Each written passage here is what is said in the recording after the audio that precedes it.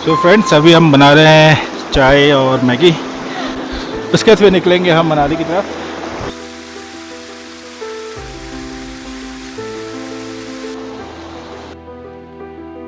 तो फिर जिस्पा में एक रात निकालने के बाद हम निकल पड़े अपने पड़ाव मनाली की तरफ। मनाली जाने के दो रास्ते थे। एक तो आप कोकसर होते हुए रोहतांग पास होते हुए मनाली पहुंच सकते हैं। दूसरा है कि जिस्पा से आप निकलेंगे फिर अटल टनल के थ्रू। तो अभी हम कोकसर की तरफ निकल रहे हैं। वहाँ के जो नज़ारे हैं, वहाँ की जो वादियाँ हैं, वो बेहतरीन हैं। अभी तक हम भागा नदी के साथ साथ चल रहे थे। अभी आगे हम चेनाब नदी के बहाव की तरफ बढ़ेंगे। तो चलिए शुरू करते हैं आज के सफ़र को।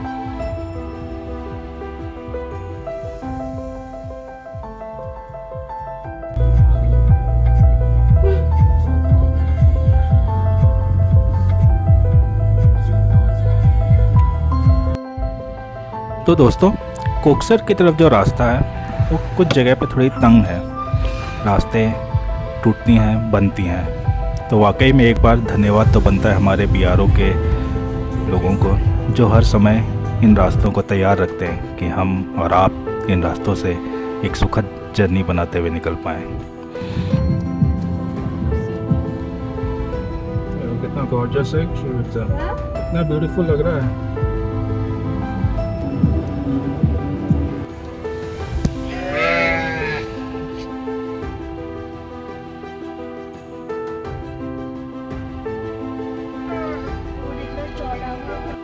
जैसे जैसे आप आगे बढ़ेंगे, नज़ारे जो है और बेहतरीन होते जाएंगे दोस्तों।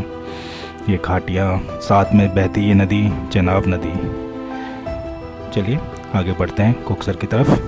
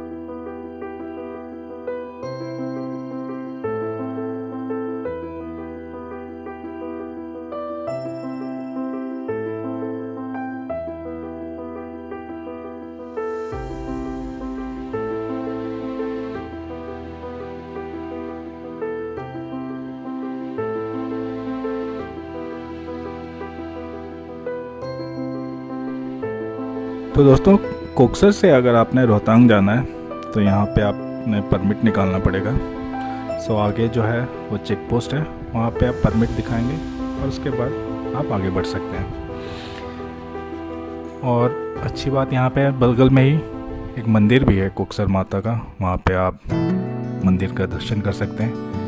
और आसपास कुछ खाने पीने की दुकानें भी हैं। तो सुबह का नाश्ता वगैरह आप यहाँ कर सकते हैं, मैगी, ऑमलेट, चाय, कॉफ़ी। तो हमने यहाँ पे कुछ देर नाश्ता किया और उसके बाद फिर हम वापस मनाली की तरफ बढ़े।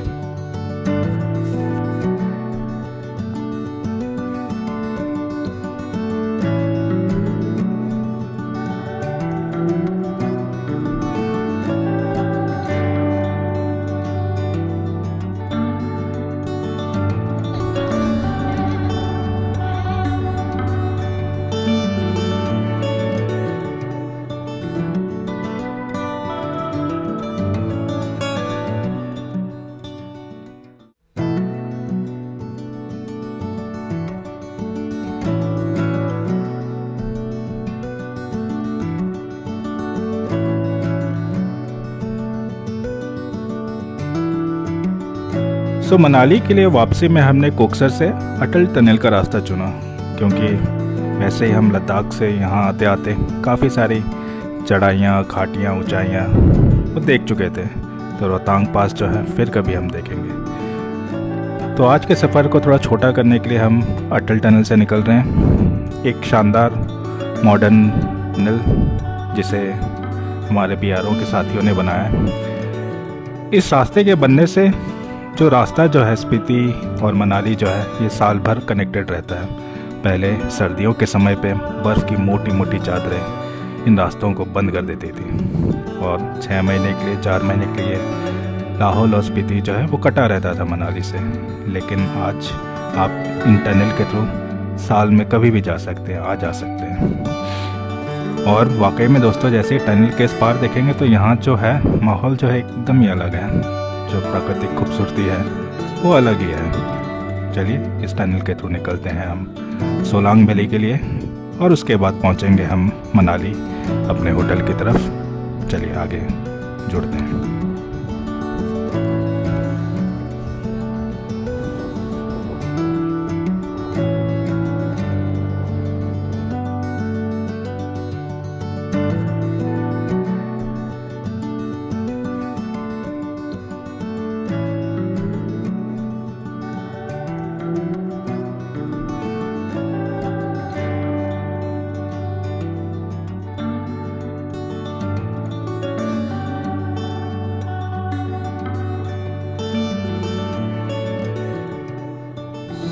सोलांग वैली जो है दोस्तों, it's a kind of winter sport destination.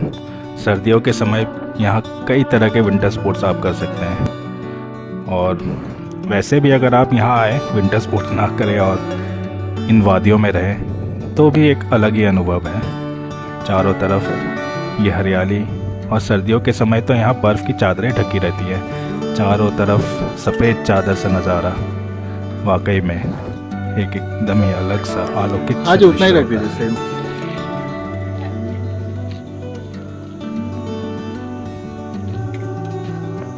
खैर आगे बढ़ते हैं। जाते जाते हमने सोचा क्यों ना यहाँ के जो कुलचे हैं, छोले कुलचे, उनका स्वाद लिया जाए।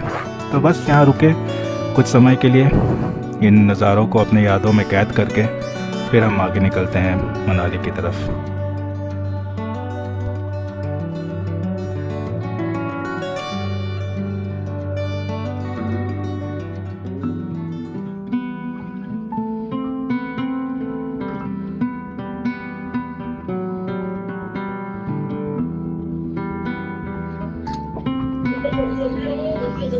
My friends, this is the Hotel Vyas where we are staying in Manali overnight. Bathroom is decent, light. This is the bathroom. Geyser is there, hot water, and this is the room.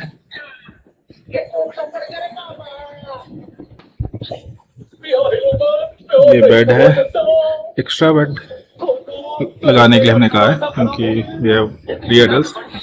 The best part of this room is this view. सामने दिख रहा होगा रास्ते जो बारिश हुई थी इसमें कट गया। देखिए ये जो वहाँ पे है, उसी होटल व्यास व्यू।